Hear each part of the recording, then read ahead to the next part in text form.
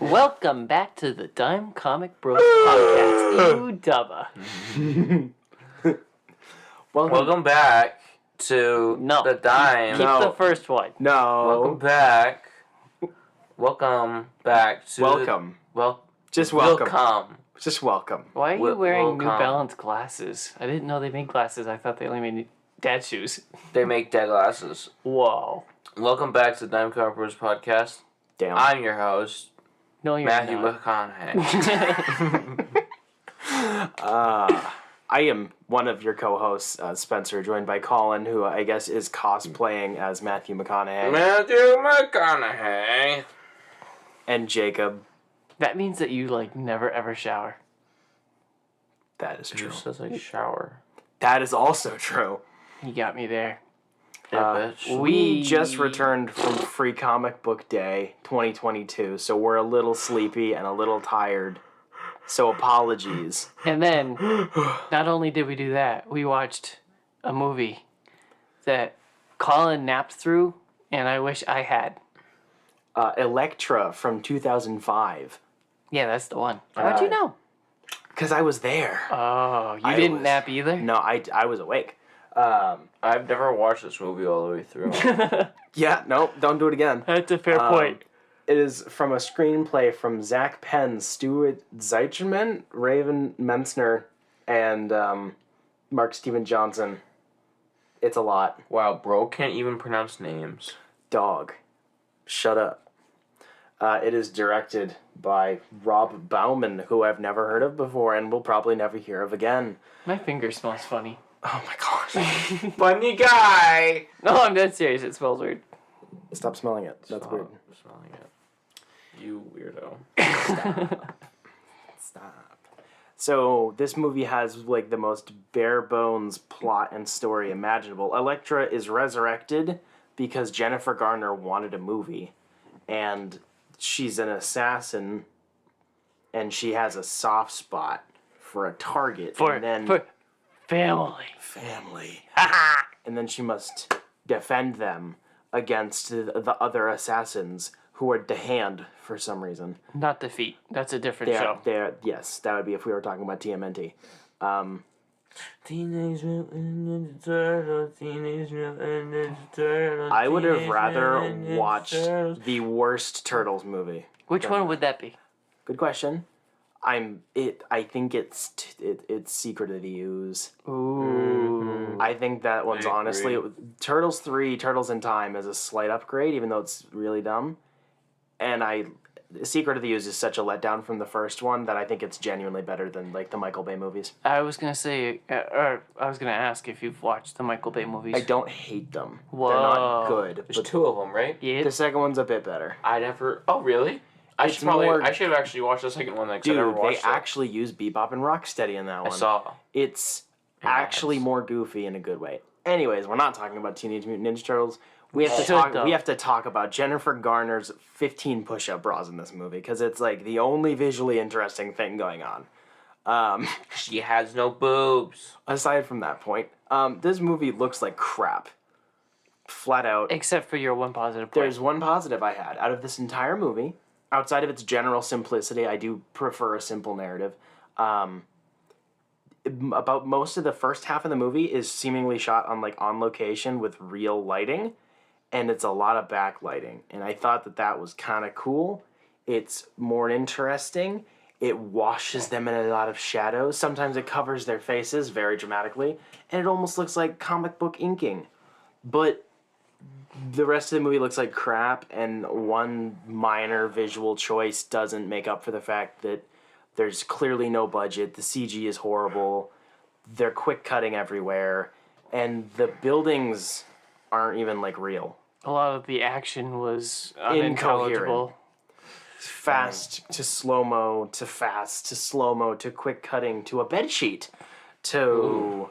No, not that kind of bedsheet. No. It's It was flying bed sheets like ghosts, but it wasn't. It feels like it was choreographed by someone who has watched one martial arts movie and has zero experience. So it's whoosh, whoosh, whoosh, whoosh, whoosh, whoosh, whoosh, whoosh. but there are edits everywhere, and There's the a lot camera of- is way too close to their faces, so you can't see anything. There's a lot of whooshing sound effects And a too. lot of clinking of The sound design was rough. very loud. The sounds were very loud in the mix, and so was the freaking music. The musical score is nigh obnoxiously generic. It's like, is it sad?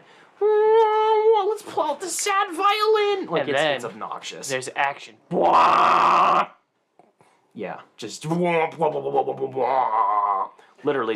Then you got your generic bad guys. You got bad guy who is son of bad guy, and you've got bad guy's girl. You got bad guy's strong bad guy. Strong, You got big, big, strong bad guy. Big and strong. And you got big and strong and big.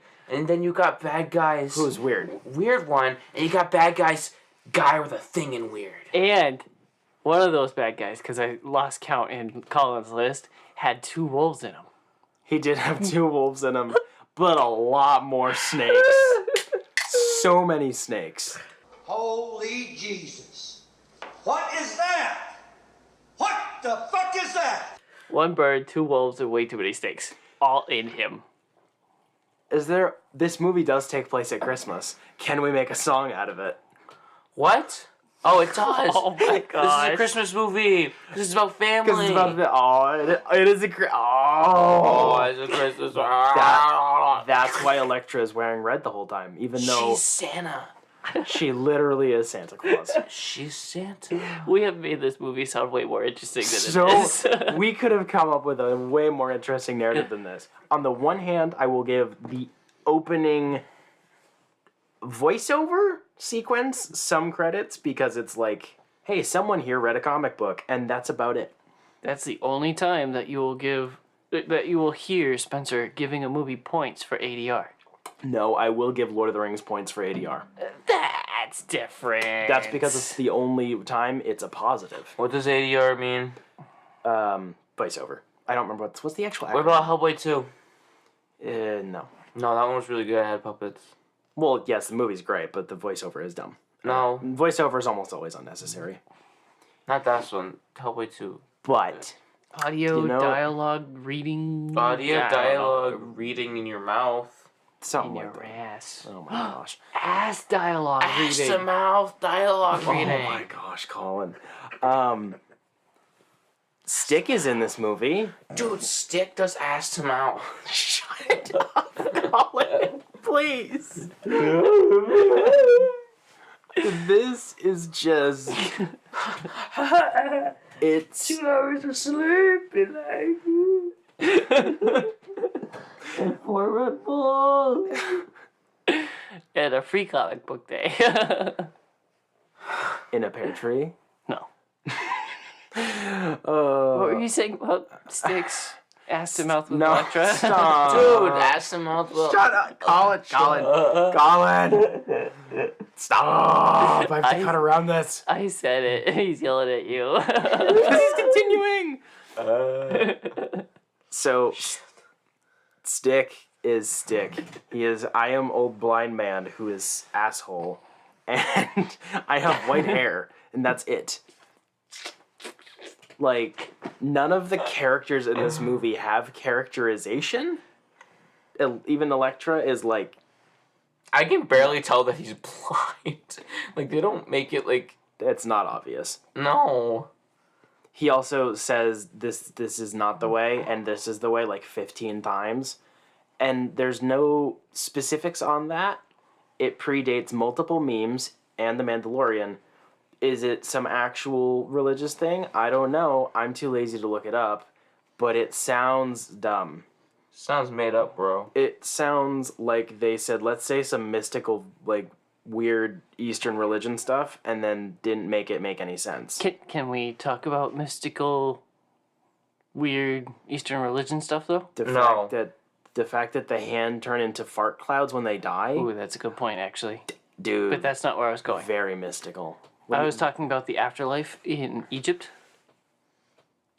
Oh yeah. We can just move on. Yeah, let's move on. Elektra was bad. Not good, and we even watched the director's cut. Spencer Not bought good. the Boobs didn't director's help. cut on Blu-ray for how much? Like $3. Oh, that's not bad.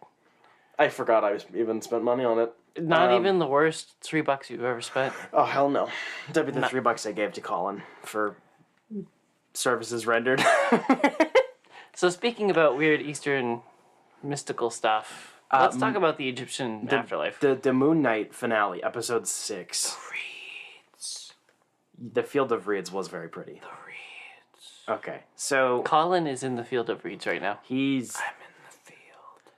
Okay, so Mark is like, nah, fam, I want my boy. So I he need my runs... boy Steven. So he runs off, has his hero speech. Steven's like, oi, mate, that was a lot of words you said. Very nice. Oh, Please don't do that accent again.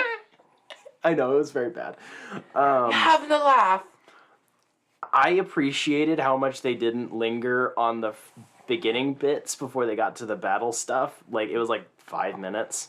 It didn't feel like that was like getting rushed through. They're just like, well, you don't need to see him literally walk through the whole desert. Like, just get to it. We need Egyptian mommy. I noticed on rewatching episode 5, it opens up with Harrow as the doctor, Yes. and he says something about this hippo lady's gonna help you solve your inner struggle or something, and then that's what happens after Damn.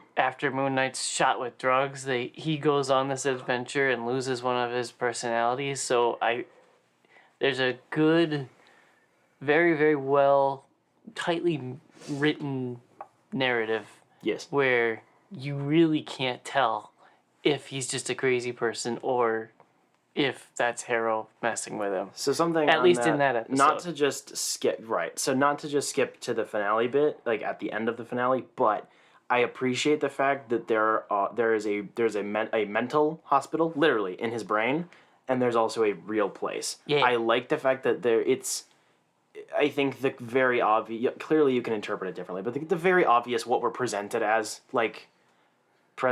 interpretation is that they're different places, but it's actually a real place. I like that.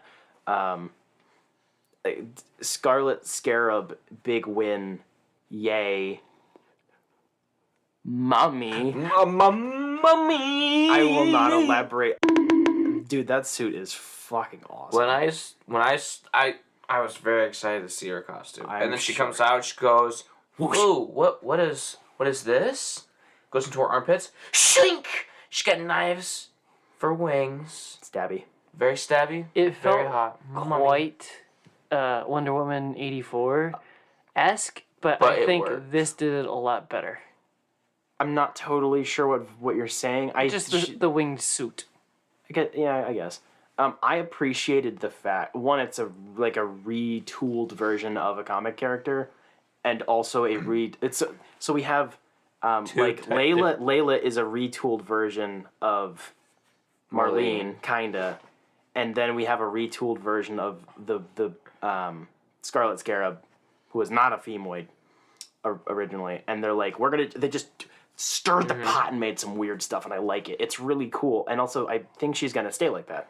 So we have more heroes now. You're just a retool. I am a tool. No. You're my Retool. It's a retarded tool. Oh my gosh.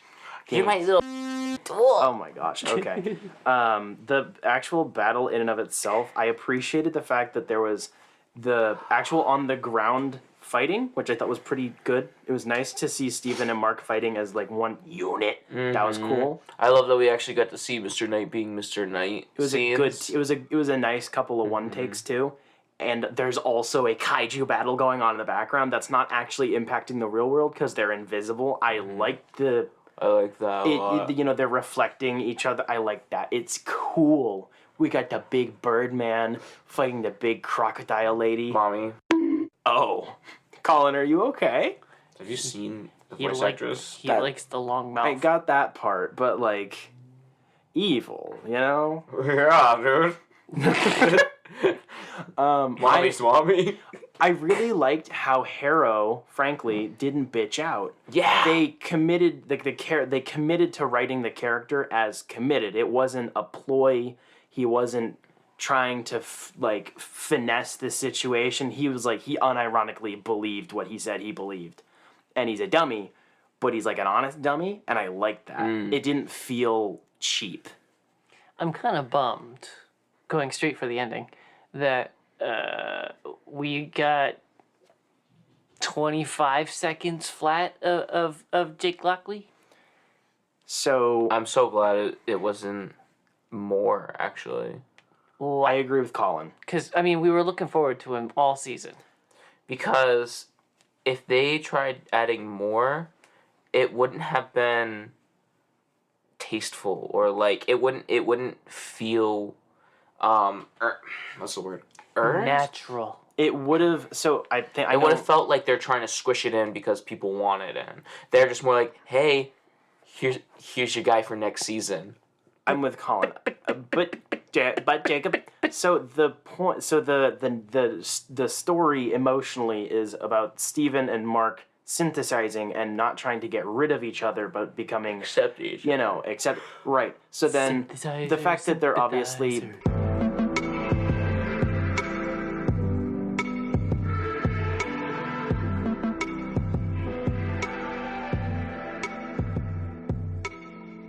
The fact that they're both wrong and, there's more going on in their head isn't relevant to them right now.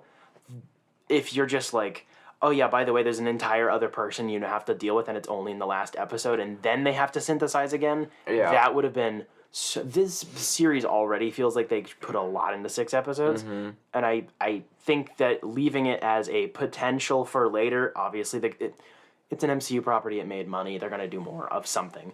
But the fact that they're like, you can kind of leave it here, or you can do more with it is nice. We got a taste of what this interpretation of Jake Lockley is like, which I guess the internet's losing their brains over in the bad way. I don't care. Just because he speaks Spanish? No, surprisingly, no one's being weird and racist about it. I'm very impressed. The fact that everyone's like, oh my gosh, they just turned Jake into a psychopath, when clearly Jake sometimes has emotions, like...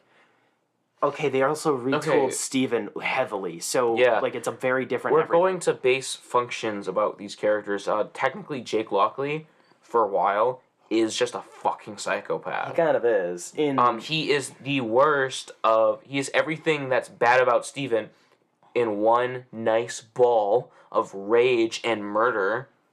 This is true. He has a Of course, everyone has... Okay, so every psychopath has, like, emotions to them. Real ones, too. But, base function, psychopath. Yeah, if we're going with, like, it's just... I don't know. I liked it. I like the look is nice. Boy got that fit. I really like the fact that they just had him speak Spanish. Not because the character is not Hispanic. He's Jewish, but... The fact that they're just letting Oscar Isaac actually speak Spanish because he is Hispanic. Yes. That's really cool. I love that. It's nice. He looks really intense and stuff. He's also that was just intense. It's just intense when someone speaks at you in a different language. Also true. You're like, what? And then you just get shot. I like the fact that it wraps around to Khonshu still being in control. As much as this season made him kind of look like a dumbass, which he can be. Well, yeah. I like that the end note is still, I am still more in control than you think I am. Mm-hmm. And I'm letting you have this small victory because I still have an ace in the hole. Mm-hmm. I really like that. And it also lends credence to what I was talking about last week, where there's only the smallest of hints that Khonshu had anything to do with Randall's death. I think it lends more credence to that he may have. And I hope that they don't follow up on that. I think they should probably leave that alone. But I think now with the full wrap around it, it leads a little bit more credence to that. And also, boy got drippy. He finally got the... the suit and tie. Dude. Yeah, in the Spectre mobile. Oh. It said Spectre on the plates. Oh my gosh. I can't believe we're freaking out about license plates, but honestly, dude looks great. We're going into an era of Moon Knight that I've been wanting. I am only upset that it's a mid-credit scene because it's the real ending, and that is a gripe with a studio style, and I'm sure nobody in production actually got to make that call, but it is still annoying. But the ending was also very nice with the goldfish. I like the goldfish because they're not actually 2 goldfish. There's only 1 goldfish. The other one's definitely dead. There aren't literally two goldfish in the tank. It's you see, it's about their brain and their heart. There's two of them, but they're in one tank. You get it? You see it? They're in harmony. I know, right? No, Crazy. it's two separate. You're wrong. You're stupid. You're wrong, Spencer. You're literally stupid. Spencer, you're You're so being wrong. a contrarian. I'm a contrarian? Also, Mark ate shit on that floor. Oh, yeah. I like that we don't know where the hell Layla went off to. That's nice. sad. She'll just go do her own superhero shenanigans. Layla. I'm pleased. I am sad that the finale was short. I definitely feel like they might have trimmed out some stuff or whatever, and the show in general probably could have been like 8 episodes instead of 6, but I'm not disappointed by the finale, which is like the first time I've said that about a Marvel show. I was gonna say, how does this stack up against the other Disney Plus shows? So I Ooh. said something about this publicly, and I will stand by my statement. Ooh. WandaVision is the most cohesive collectively, minus the parts of the finale that really did fall to shit, but it was really just that last episode. Hawkeye could potentially have been like the most good, but we don't really know because there was so much that was chopped out of it. It probably had like the most amount of like potential or whatever, and this one has the biggest balls. Some of the lows are kind of low. When like the CG looks like shit, it looks like shit. And the couple of really MCU-ish jokes that don't land do not land. But the rest of it is like, we switched up the style. It looks good for once. The jokes are funny. It's a little intense. All the good stuff. So autistic. You missed Loki. Oh, no, I'm just saying those are the best three. Those are the highlights. Those are the Wow, top half. You were the biggest defender for Loki. Oh, I'll defend Loki by all means, but it's a continuous show, so it's harder to talk about. Yeah. Loki literally ends on a massive cliffhanger, so it feels like cheating. Any further thoughts on this? Layla's mommy. Tactical nuke incoming! Yes. I also like the fact that we got like big purple lasers, but it wasn't a sky beam. They were soul juices. I thought that That was cool. because she is the And eater she of just souls. keeps eating them, and she grows bigger. I appreciate. Oh. I like the fact that they didn't have to say the specific, because they never said in the show she is the eater of souls. But if you Google it, that's what her purpose is. I was wondering, Anubis is the one who normally does the actual soul judging. Madam Hippo Lady is filling in for some reason. I don't know where the hell Anubis is up to, but whatever. Well, Anubis he's is on just a vacation. dickhead. Probably. He's on vacation, or he's already been murdered by Gore the God Butcher. Maybe. I was wondering about the purple magic and how that related to other Marvel magic. It's definitely dark magic. If you just go through the list, it fits in with dark magic pretty Wow. easily.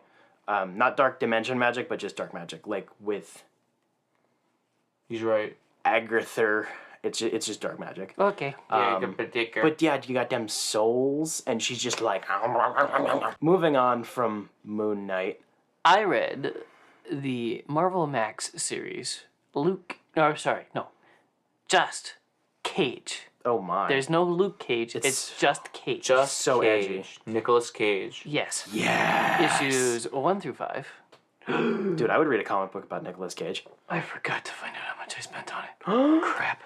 Oh Written by Brian Azzarello and penciled and inked by an artist that we have a long history with, Richard Corbin. We shall not speak ill of the dead. I had fairly high hopes for this series because it makes sense to me to have Luke Cage be able to swear as he's beating the shit out of people. But this was pretty flat. It was like a flat soda. Like, he's just running around getting paid, and he gets caught up in a double, triple backstab motion amongst 3 parties, and he really doesn't have any morals. He's just there to get paid. He is a hero for hire, to be fair. Yeah, but there's no hero here. I suppose. He just calls everybody... The N-word? No. Oh. Friend. Bad, mean names, and doesn't look great while he's doing it. Are there any... Is this in continuity I don't with think so. Jessica Jones' Nope. alias? Nope. Wow. I was even hoping for that. Nope. Are there any cameos or crossovers? Nope. Do you have any positives about this book? I think I only spent like $12 on it. That could be worse. I was really, really let down, and I only had like mediocre hopes. Rip. And that makes it worse. True. So I got a question. Oh boy. You know how that there's a point in Jessica Jones' Mech series where she's guarding Daredevil. Yeah. with Luke Cage. Yep. And you see that exact same scene, but from Black Widow's perspective in Daredevil run. Okay. So that ties that Max series in with the main Daredevil run. Alias, yes. Yeah. Yep.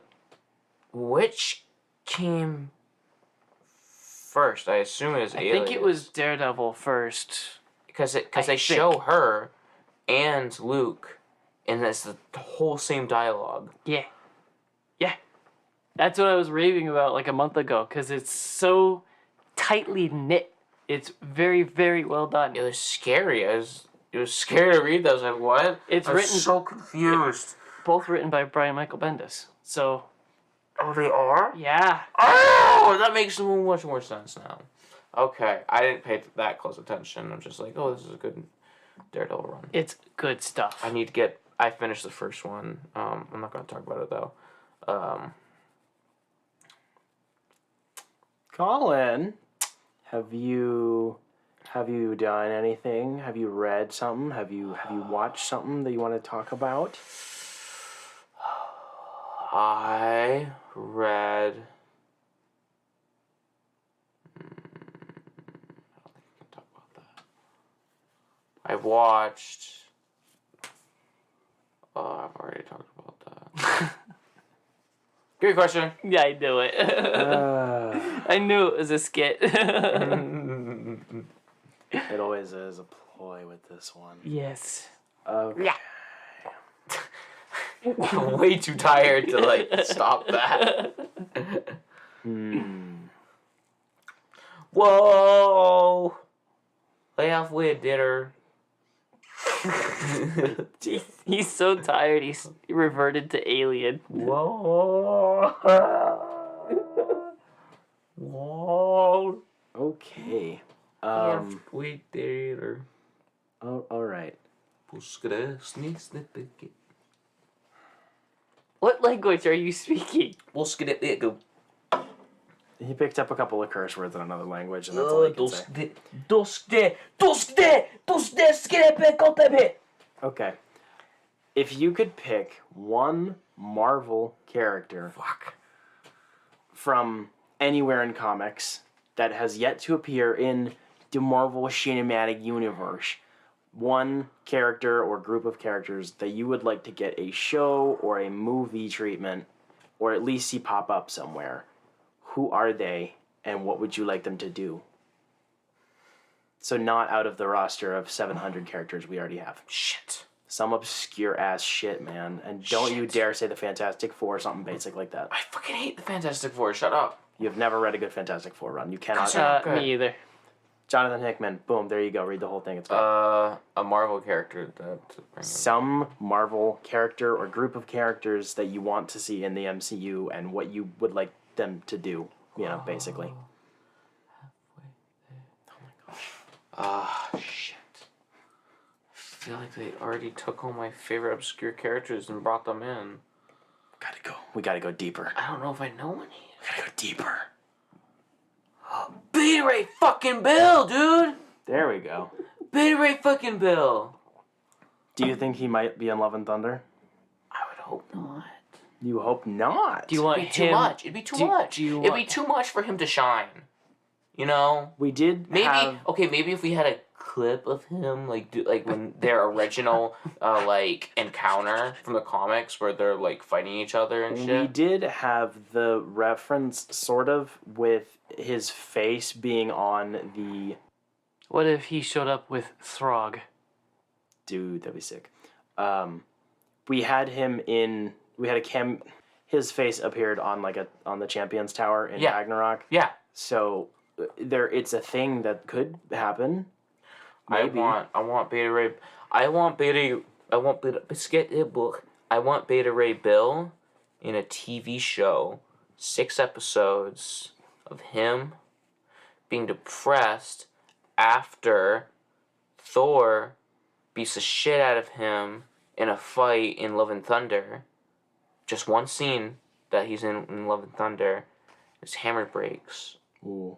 And he's ugly as shit. Okay, so you want an adaptation of Daniel Warren? Yes, yes, I do. I want my boys run in a show. That's fair. I would buy that. Easy. It would be so easy. That'd be so easy. Just literally copy paste, bitch. Watch them fuck it up. Oh yeah. Oh, I'd have to do it for them.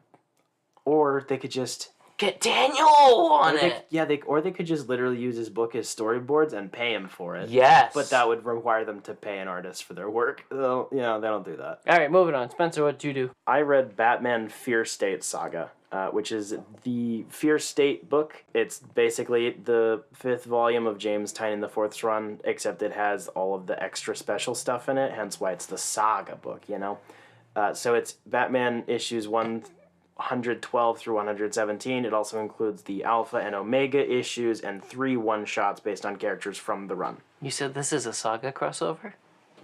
No. I have yet to read Saga, but I really should at some point. I've heard very good things. You'll probably like it. I didn't. That's typical. Yep. So it's written by James Tynion IV with pencils primarily by Jorge Jimenez, and then the one-shots are done by a few other artists. Jimenez is like my favorite Batman artist, period. I've said this 1,000 times. So the art here is glorious across the board. It collects Batman issues 112 through 117, Batman Secret Files The Gardener, Batman Secret Files Peacekeeper, and Batman Secret Files Miracle Molly, who is a new character that's been introduced in this run, as well as Batman Fear State Alpha and Fear State Omega, which are the end caps to the event. Okay, so the Peacekeeper 01 issue is freaking awesome. It's like it's a mostly flashbacks type deal. It's basically about how this guy and his family have always been like corrupt cops, but they're always like, see, some of us gotta get our hands dirty so we can. They're just a bunch of corrupt cops going, no, we have to be the dirty ones so normal people don't have to be. It's so dumb. It's like legitimately there are people like this. It's really it's kind of painful to read. And he gets rejected to be a cop because Gordon's like, dude, I worked with your dad. He was a piece of shit, and you're the same. So the dude is pissed. He goes and becomes a guard at Arkham. He gets fired from being a guard at Arkham because he just beats the crap out of criminals. I really, really, really like Scarecrow in this event. He's awesome. Like my internal voice, my interpretation of how he speaks is really cool. The weird new design still really works here. And Miracle Molly has very little to do with Miracle Man, but she is part of what is known as the Unsanity Collective. They are basically communists.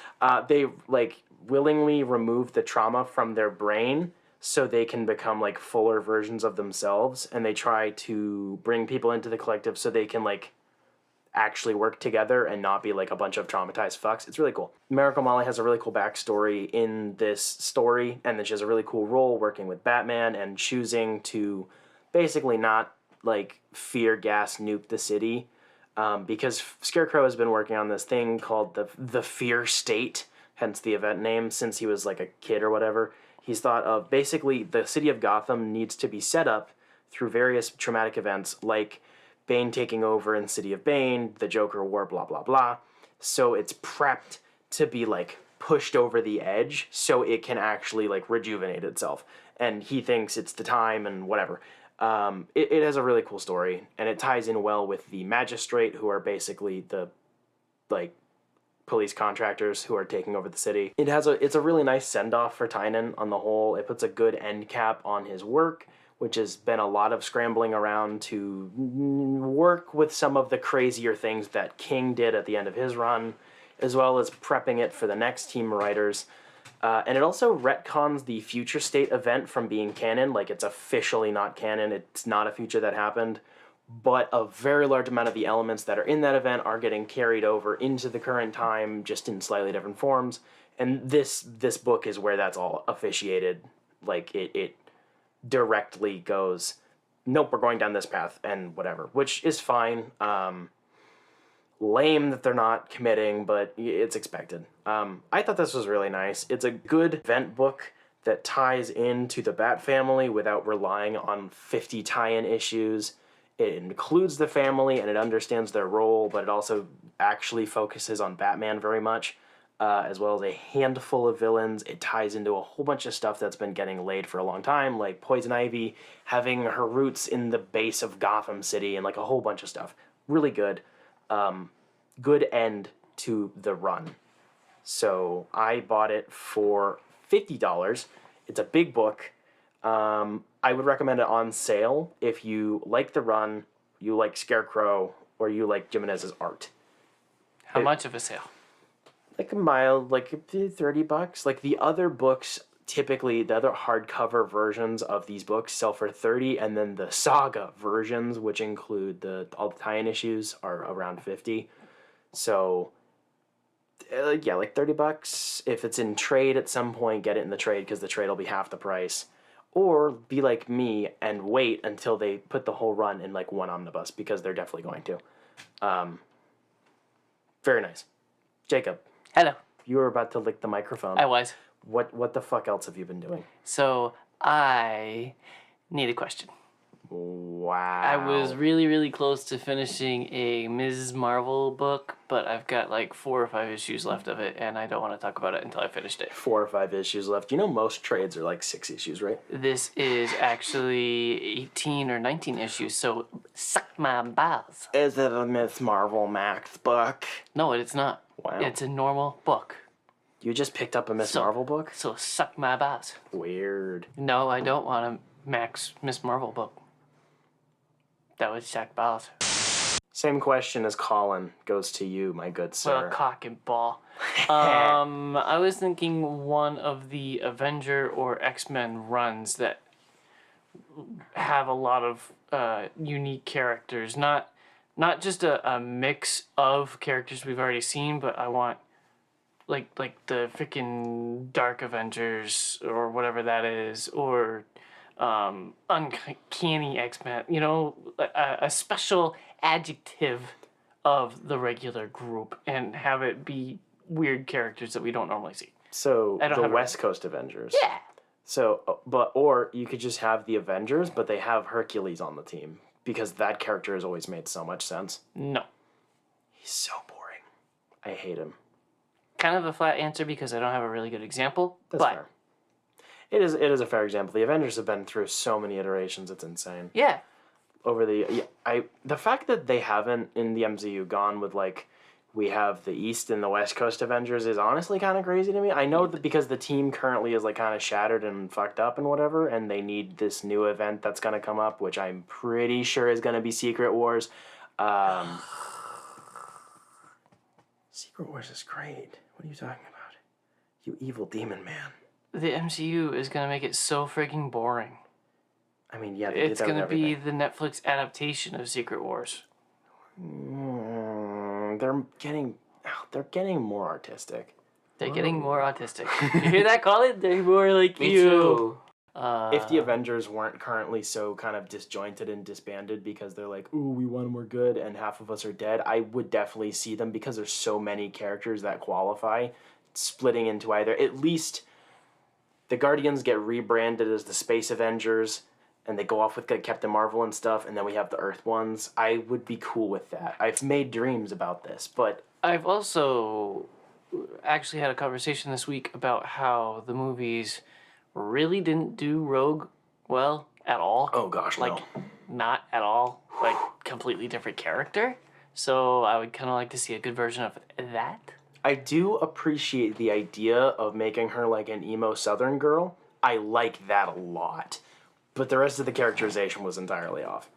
It's just that one element. I'm like, that's how I read her voice in my head now. I like that. But... Speaking of butt. My ass fat. Yeah, we know that. Colin, what? Ooh, you got all the questions today. I usually am, Goop, choop, to be whoop, fair. goop. Now my heart's going backwards. Choop, goop, whoop.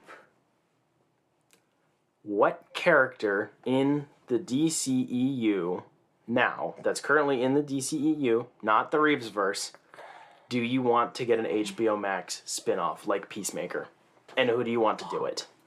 Fuck, why you do this to me? Sorry, I make creative questions and don't just ask you your favorite Robin every week. Zoe Kravitz's Catwoman all day. I said not in the Reevesverse. Damn it. No. So in the shitty universe that we have right now, I want... Jesus Christ, Joker. Ooh, I want them to make a show about Polka Dot Man and figure out how he didn't die, but he was thrown into like a dimensional rift when he got splatted. They can come up with something stupid. I love it when they come up with something stupid. And Polka Dot Man's back alive, and we get to meet all his brothers and sisters that survived and became like superheroes / super villains or whatever. They're all better than him. Yes, and they're all better than him. And we get what's his face, the guy that like makes sound effects, like words, and he uses those as weapons. Like he makes gun noises, and he has guns. What's his name? Hold on, let me look him up. He's really cool. Isn't that, Is that one of the guy from Doomsday Cock? No. Isn't that one of the characters that's inside Crazy Jane? No. Because I know there's a character that in her head that's kind of like that. It's Onomatopoeia. I literally looked up Green Arrow supervillain that has word powers. Nice. This guy. That could be like one of his brothers. The fuck? He's a Green Arrow serial villain. Killer. Mm-hmm. That means he eats a lot of cereal. Can you say that word out for me, the name? Because I can't do it. Maybe. Let me see. If it wasn't filled with ads, that's the one thing I do not like about fandom wikis. Yep. Mm-hmm. I think you said it correctly. Onomatopoeia. Onomatopoeia, yeah. Oh no, matopy. I think that's correct. Oh no, my toepy. Oh no, my toepy! Oh no, my toepy! No, it's your pee toe. Your peeing toe. Onomatopoeia. One of your toes is designated for pee. The other one is for cum. Yeah, I would have You have him as like toes inside of you. the main villain. No, you have two Yeah, fingers. Onomatopoeia is a supervillain appearing in comic books published by DC Comics, usually as an enemy of Green Arrow and Batman, created by writer Kevin Smith and artist Phil Hester. The character Of course, it first was made by appeared Kevin Smith. in Green Arrow number 12. Yeah, I want to see him. He just goes bang and he shoots him. That's He quite cool. because he just goes swish swish, or like, oh, what's the word? He goes boom, or snap. Spencer, wrap us up. What else did you do? So I will wrap you up. Wrap me up, Daddy. I will wrap you up in the Lazarus Tournament, which is the first volume of the current Robin solo run. Whoa. Whoa. Came out last year in 2021. This is the first 6 issues. It is written by Joshua Williamson with pencils by Gleb Melnikov. Why are all these comic artists named so weird? Are they just all hippie children? Probably. Just the product of the 60s? That's why their art is so good, is because all their parents did way too much LSD. And some of it is done by Jorge Corona. So basically, Robin, Damien, did an oopsie whoopsie, and after Alfred got murdered in front of him, he snapped and killed someone. Nice. So he basically ran away from home and is doing his own thing and trying to like find himself and stuff and like regain balance and whatnot. Damien's becoming even less of a dick. This is really good stuff, actually. Colin, there's one detail I'm going to get to that you're going to like. I hope you don't already know it. So basically, he meets with his mummy, Talia, and is like, yo, you're a dumb bitch. And she's like, yeah, well, you're a stupid piece of shit, and whatever. And then they part ways. He enters himself into a tournament called the Lazarus Tournament. So you know how there's the League of Shadows, and there's also the League of Assassins, and there's also other things that are in like the same group that I don't remember the names of. Yeah. There's a bunch of stuff. There's also like the League of Lazarus or something like that. So there's this tournament where you can die, but you don't die. You're on like a magic island where it's basically like I guess the whole island is like a Lazarus pit basically. So you can die, but they bring you back. So you have 3 lives. It's a fucking video game. You get so they bring you there. That's cool. It's really cool. They bring you there. You get one. You can only fight during the daytimes and in certain areas. The like dormitories are off limits, and if it's nighttime, you can't fight. But everyone gets like 1 test life on the first day, and the first person to die starts the tournament. Then everyone fights. Sometimes people just kill each other outside of matches, like they're not supposed to, but they get away with anyways. And then they do a lot of mashups. So there's like a bunch of weird, mostly child characters in this book. Damien gets his fucking heart ripped out like twice. It's nuts. It's really good setup for a really interesting setting. There are a lot of really fun character interactions. Rose Wilson is there, as well as Hawk, son of Green Arrow, who is being raised by the League of Shadows. I don't remember which one it is. So he is like a dick, of course, because he's Green Arrow's son. And him and Damien have like a kind of partnership. There's also a new character called Respawn, who looks like if Deathstroke was a child.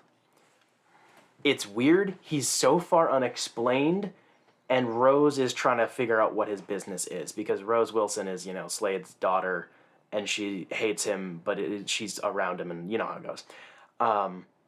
There's some really, really, really cool issue towards the end of this, where the Bat family, like, they're trying to find Damien because of shenanigans, and the whole Bat family, excluding Batman and Batwoman, are all chasing Damien. So Nightwing, Red Hood, Robin, Batgirl, and Batgirl. So Cass, Steph, and... I love that there's more than one Batgirl. I love that. I love stuff like that. So there's more than one Aquaman or, like, Superman. I love that. Yes. So Steph, Cass, and Babs are all chasing Damien. So Damien has little interactions with each one of them. He takes advantage of, like, he's like, yeah, out of all of them, like, he's talking to Red Hood, and he's like, yeah, you're the most emotional. And then he hugs him, and then he, like, tases him. Because Red Hood's like, I saw that. My gosh, is this child hugging me? Like, it's so funny. Yep. He's like, Tim's out of earshot, so I'm comfortable actually calling him the smartest, because I don't want it to go to his head. And, like, whatever. And Nightwing has this really, really wonderful interaction with him, where he's talking to him. They're trying to chase him down to, like, bring him back home, basically. And he's like, I get, you're Bruce's son, whatever, and you're like Jason because you're really angry, and you're incredibly smart because you're like Tim, and you're brave like Steph, and like all this stuff. And he's like, but you were my Robin, and it's like oh my gosh, they reach down my throat and just grab my heart. It hurts so much. I remember reading that panel. That hurt. Then Nightwing gives him a box with a baton in it, and it's not a baton. It's a baton made out of a trapeze bar, and it's something that Alfred gave to Dick from Haley's Circus when he became Robin. Obviously, this is a retcon. And I don't remember what it's inscribed with. I genuinely don't remember. But Dick gives it to Damien because he wants to pass on something from Alfred to his grandson, basically. Mm-hmm. And then he lets him go, and he pretends like Damien outran him. He's like, "You go do your thing, kid." Oh my gosh, it's so good. Sorry, one issue. Damien also leaves the tournament temporarily to go vibe with Ra's al Ghul for a couple of minutes. He gets a big boo-boo, and Ra's is like, I'm gonna Mr. Miyagi this shit. It's really funny. And then it ends on a cliffhanger, and it's annoying. It's an ongoing run, so it was kind of expected. There's a lot of twists that are about to happen. I really, really, really enjoyed this. Damien has a bunch of outfits. And the one coolest thing that he does now is, so in addition, so you know Damien's a vegetarian, right? I didn't know that. So it's something that's established in, I believe, Grant Morrison's run, but he loves animals. So he adopts Bat Cow. Yeah, I know that part. I didn't know he was a vegetarian. Whatever that weird dragon thing is he has in the Titans. Yep. And now Damien reads fucking manga. He's an absolute weeb, and That's it's awesome. so fucking great. They use like fake panels of manga in this book to mirror what's going on in the real world. So like Rose Wilson will like steal his manga and is like making fun of him for it, but it's like the thing that's going on in the book, but in the real, it's so cool. He's getting really fleshed out as a person. I like that. I really like his current outfit. It's dope as hell. I'm really liking this run. Like, absolute, really good stuff. I bought it for $20 at Jetpack. I think it's worth it for basically anyone who has any interest in, like, Bat Family stuff. It's just really good. Well, speaking of Jetpack, they threw us a huge bone by giving us a table at Free Comic Book Day today. They are our ongoing partners, and we appreciate everything that they do for us. I've run out of words. All of our listeners should go to downtown Rochester, New Hampshire, to a little store called Jetpack Comics and Games, and support them by giving them money and buying cool stuff. It's not so little anymore. The place has gotten pretty big over the past, like, decade. It used to be really small. Oh yeah. It's kind of packed with stuff, too. It's a mega store I now. see something new in there every time I go in. And That's it's like, absolutely. Yeah, go check out their stuff. Go buy the things there. That's the shop that I have my pull list at. Follow them on social media and stuff, and do your due diligence. And go check out our Patreon and support us at patreon.com/dimecomicbros. And then you can be like Jeff Lawrence, and we can say your name. You can make your username any crazy thing. You can say, Butt penis. sure, you can say butt penis. And we have to call you butt penis Just every no- episode. Just no derogatory slurs or like, anything really. like that. We will not name you. Yeah, no. I don't think Patreon lets that happen anyways. No. also, it was really nice seeing Business Casual in their cosplay uniform today. That was wicked cool. It was also very- well done. A lot of I commitment to that. I just got costume. a photo from Business Casual themselves, Whoa. and it's a trophy. Oh my. 3rd place. Nice. In the cosplay contest. Very nice. Very well nice. Very deserved. nice. In addition to having us shout out your name, Mr. Butt Penis, sir, every episode, you can also have sketches done by Colin. Yes, sir. You can get a whole bunch of stickers and crazy stuff like that whenever we get new ones, because we're out. We literally ran out for Free Comic Book Day. Yeah, We that are- was awesome, actually. We are coming up on the end of Season 2 of Dime Comic Bros, so we will be getting new ones for Season 3. Plenty of updates coming. So you get all sorts of free merch every time we update it. If we end up doing like merch at any point, you would be part of the limited party that would get access to it. When we actually get real listeners and we have money. You can also get a massive backlog of the other podcasts we do, Dime Comic Bros Happy Hour, which is just like a little segment we do where we hang out, we decompress after recording, open up a beer, whatever. As well as all sorts of exclusive clips and sound bites and funky stuff that we pull out of the podcast. And also my review of Spider-Man No Way Home is on there, which is the only place you will find it, and I will not discuss it on this main show. I will not sully the show with those words. You watched it? Yes. Oh. It's on Patreon. I'll send you the link. Why do watched I... it for You free. guys tell me that you say these things to me, and I do not remember ever you guys telling me anything. Yeah. Also, check out our Twitter and Instagram for updates, teasers, and all sorts of fun stuff. Send us an email for whatever reason if you have questions, concerns, comments, weird stuff you want us to talk about, suggestions for topics, whatever, to dimecomicbros@gmail.com. Visit our website at dimecomicbros.com. And go check out our other podcast, Dime Gaming Bros, also available on all audio streaming platforms and YouTube. That's where Jacob and I talk about video games, video game news, and video game movie adaptations. We just put up an episode last week, or the week before. Well, sometime recently, we put up an episode. Go check it out.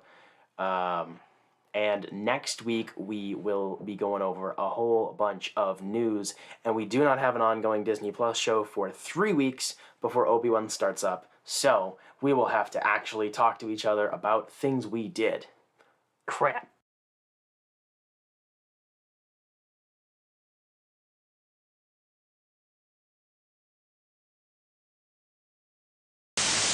Drink? I think we can goober.